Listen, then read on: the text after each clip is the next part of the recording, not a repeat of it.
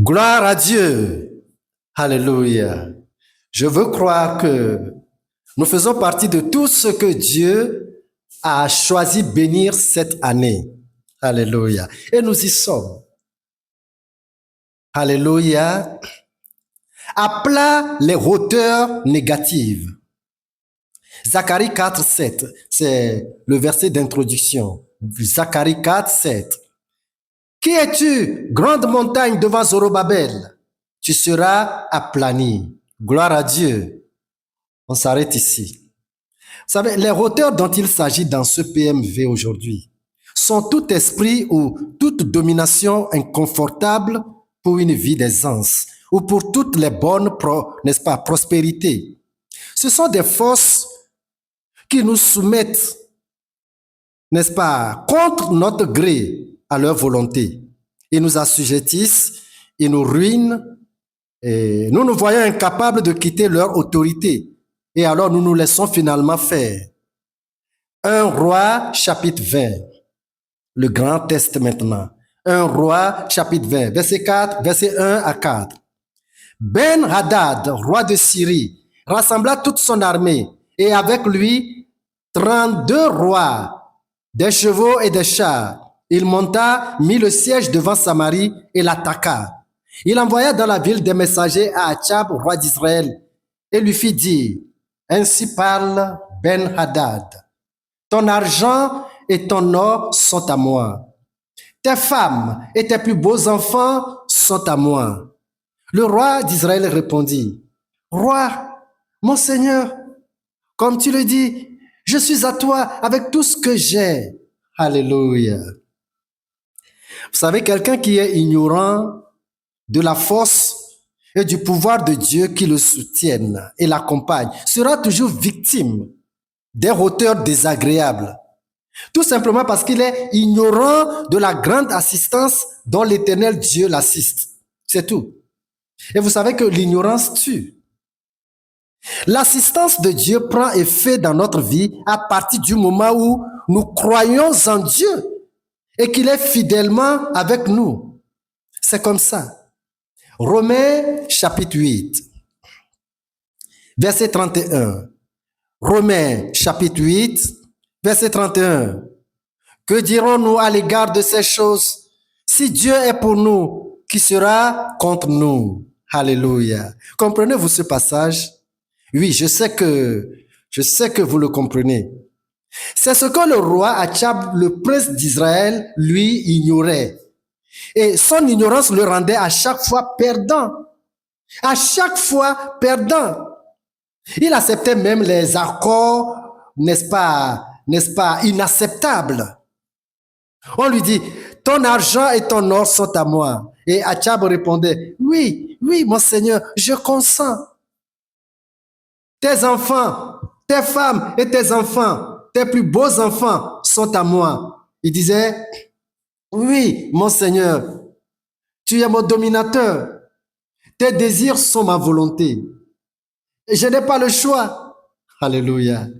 C'était comme ça qu'il se laissait piller par ignorance. Parce que Ben-Hadad s'imposait en hauteur devant Achab. Ben-Hadad était pour Achab comme la mort qui réclame sans qu'on puisse contester. Il était pour Achab comme un braqueur violent armé. Il était comparable au défi de Goliath devant le roi Saül. Mais vous savez, brusquement, l'ordre sera renversé. Et c'est à partir de cette année, pour vous et moi, alléluia, celui qui était terrassé remontera haut pour prendre le dessus sur l'ennemi qu'il avait terrassé. 1 Roi, chapitre 20, toujours le grand test. Je prends à partir du verset 5. Les messagers retournaient et dirent, ainsi parle Ben-Hadad, je t'ai fait dire, tu me livreras ton argent et ton or, tes femmes et tes enfants. J'enverrai donc demain à cette heure mes serviteurs chez toi. Ils fouilleront ta maison et les maisons de tes serviteurs. Ils mettront la main sur tout ce que tu as de précieux et ils l'emporteront. Verset 9. Et il dit au messager de Ben-Hadad, ça c'est qui? C'est le roi Achab, le roi d'Israël qui répond au roi de Syrie, Ben-Hadad. Il dit, dites à mon Seigneur, le roi, je ferai tout ce que tu as envoyé demander à ton serviteur la première fois. Mais pour cette chose, je ne puis la faire. Les messagers s'en allèrent et lui portèrent la réponse. Alléluia. Voyez-vous? Maintenant, Achab est animé d'une nouvelle force de conquête. Les paroles de sa bouche ont carrément changé en flèche. Il est devenu courageux. On dirait un nouveau Achab. Versets 10 et 11. Versets 10 et 11 de toujours un roi chapitre 20. Ben-Hadad envoya dire à Achab que les dieux me traitent dans toute leur rigueur si la poussière de Samarie suffit pour remplir le creux de la main de tout le peuple qui te suit. Et le roi d'Israël répondit que celui qui revêt une armure ne se glorifie pas comme celui qui la dépose. Gloire à Dieu. Vous savez, dans toute l'histoire royale d'Achab, c'est sa première fois de parler avec audace et autorité, n'est-ce pas, à son dominateur. Il dit que celui qui porte des armes n'est pas plus grand que celui qui a fabriqué les armes. Maintenant, avec cette nouvelle force, avec cette nouvelle confiance que Achab engage en Dieu, Dieu va alors réagir. Parce que c'est ce que Dieu attendait depuis même de lui. Verset 13. Verset 13. Mais voici, un prophète s'approcha d'Achab, roi d'Israël, et dit, ainsi parle l'Éternel. Vois-tu toute cette grande multitude? Je vais la livrer aujourd'hui entre tes mains, et tu sauras que je suis l'Éternel. Praise the Lord.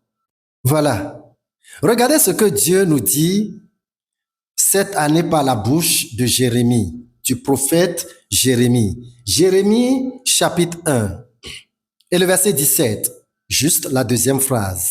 Jérémie chapitre 1, verset 17. Ne tremble pas en leur présence, de peur que je ne te fasse trembler devant eux. Alléluia. Vous savez que la peur devant les situations négatives nous affaiblit davantage et nous rend vulnérables aux échecs.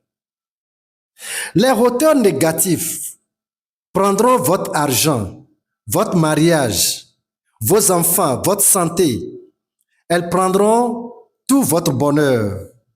Mais Achab avait finalement pris conscience et avait rendu plat toutes les hauteurs négatives qui dominaient sur sa vie. Nous ferons autant cette année au nom de Jésus-Christ. Alléluia. Vous savez, avec Dieu, nous sommes plus que vainqueurs. Il vous suffit seulement de croire en celui qui dépose les armures pour banaliser celui qui revêt, n'est-ce pas, les armures. Cette année, nous renverserons toute hauteur et toute connaissance qui s'élève contre Dieu. Vous et moi les châtirons au nom de Jésus-Christ. Alléluia. Amen. Nous allons, avant de partir, avant de nous séparer, prier un peu. Vous consentez? Alors, fermons nos yeux ensemble et prions le Seigneur. Merci Seigneur pour le cadeau de cette nouvelle année. Beaucoup sont les révélations qui nous arrivent de toi pour montrer combien nous te sommes chers.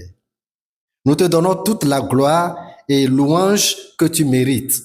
Merci pour cette année de grande percée, cette année de grande conquête, cette année de grande récolte, une année de merveilleuse, n'est-ce pas, provision pour, n'est-ce pas, sur tous les plans. Toutes nos reconnaissances sont à toi seul, Seigneur, parce que tu es l'ordonnateur des meilleures grâces dans lesquelles nous sommes emballés pour cette nouvelle année. Cette grâce nous donne le pardon de tous nos péchés. Nous sommes lavés dans cette grâce et par le sang de Jésus-Christ de toutes les souillures de l'année passée.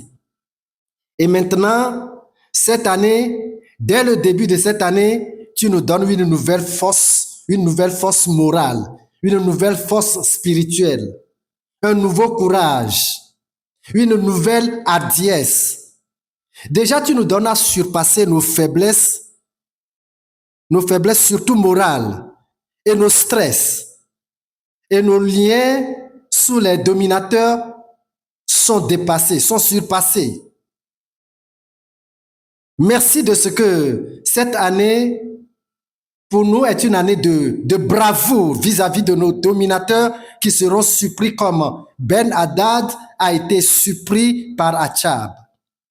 Comme exactement le Philistin Goliath, l'homme géant qui avait chaque fois maîtrisé le roi Saül et toute son armée et tout Israël sous sa domination, sous sa hauteur. Mais il était surpris de l'audace et du courage du petit David. Le petit David, le tout petit et simple homme. Ce tout petit homme l'a renversé par son appui sur l'Éternel.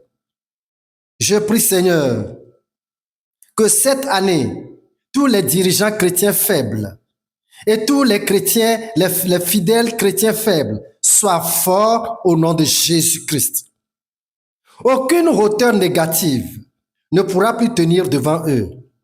Aucun dominateur de n'importe quelle espèce ne pourra plus tenir sur eux. Cette année est notre tour de victoire. Cette année, l'Éternel a résolu de livrer toute la multitude des Syriens avec tous leurs chars entre nos mains. J'ordonne, par le nom puissant de Jésus-Christ, que tous les problèmes de taille, que tous les soucis de taille, toutes les difficultés de taille, en fait, toutes les hauteurs négatives soient renversées au nom de Jésus-Christ. Toute la grande cohorte des sorciers, des magiciens, des méchants, tous les voleurs par enchantement qui ont toujours, n'est-ce pas, volé votre argent, cette année, ils n'y arriveront plus. Je commande qu'ils soient renversés et à plat au nom de Jésus-Christ. Je demande que toutes les grandes hauteurs négatives soient abaissées. Je commande que toutes les flèches volantes de nuit se tordent cette année. J'ordonne que tous les tourbillons magiques, les motards magiques, les avions et bateaux magiques s'explosent un à un cette année au nom de Jésus-Christ. Que tous les voyages au travers des vents magiques échouent à 100%. Seigneur, c'est toi qui combattras toute cette année. Je commande que tous les mauvais sorts lancés contre un des enfants de Dieu et qui est en train de prévaloir s'affaiblissent et soient consumés dans le nom puissant de Jésus-Christ. Que toutes les autorités invisibles, les puissances des ténèbres, toutes les hauteurs s'élevant dans les foyers conjugaux, dans les familles, dans les pays et nations, soient renversées et neutralisées au nom de Jésus-Christ. Seigneur, continue dans l'affrontement et atteins même les hauteurs négatives que nous n'avons pas mentionnées. Renverse-les tous au nom de Jésus-Christ. Je réclame la délivrance pour tous. Seigneur, visite individuellement chaque personne. Bénis tous les enfants de Dieu. Que tout ce qu'on a, n'est-ce pas, immergé, enfoncé dans l'eau, dans de grandes eaux, émerge au nom de Jésus-Christ. Alléluia. Merci Seigneur pour la conquête. Sois béni et sois exalté pour tes œuvres magnanimes. Merci encore Seigneur. Au nom de Jésus-Christ, nous avons prié et reçu. Amen. Et continuez par recevoir beaucoup de grâce de la part du Seigneur. Restez bénis. Amen.